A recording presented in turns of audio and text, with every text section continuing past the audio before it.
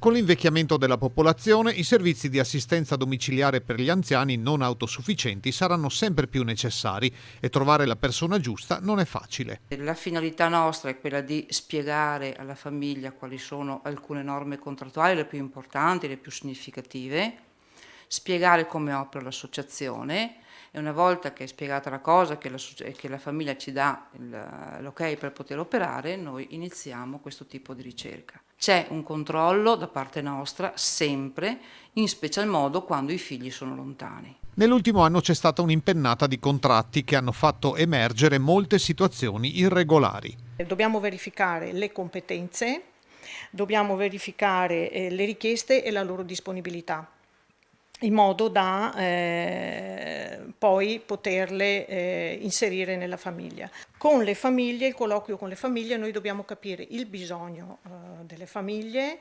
e cercare il più possibile di soddisfare il bisogno delle famiglie e capire il profilo dell'assistente familiare da inserire nella famiglia. Il Covid ha avuto un impatto pesante anche in questo settore. Da una parte una pesantezza per quanto riguarda l'assistenza da parte delle badanti importante, dall'altra una pesantezza economica da parte delle famiglie, le quali hanno dovuto pagare le ferie non godute.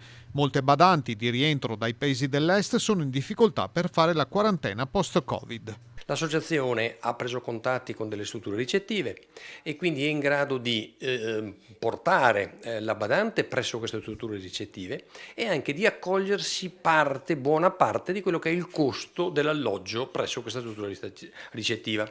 In tal modo la badante è tranquilla, è posta in una situazione di sicurezza e quindi è in grado poi di portare da questo punto di vista sicurezza anche rispetto alla famiglia che la riaccoglierà. La seconda iniziativa è un premio di 300 euro da consegnare a fine ottobre alla badante che avrà ricevuto maggiori attestazioni di qualità da famiglie, assistenti sociali o di sostegno.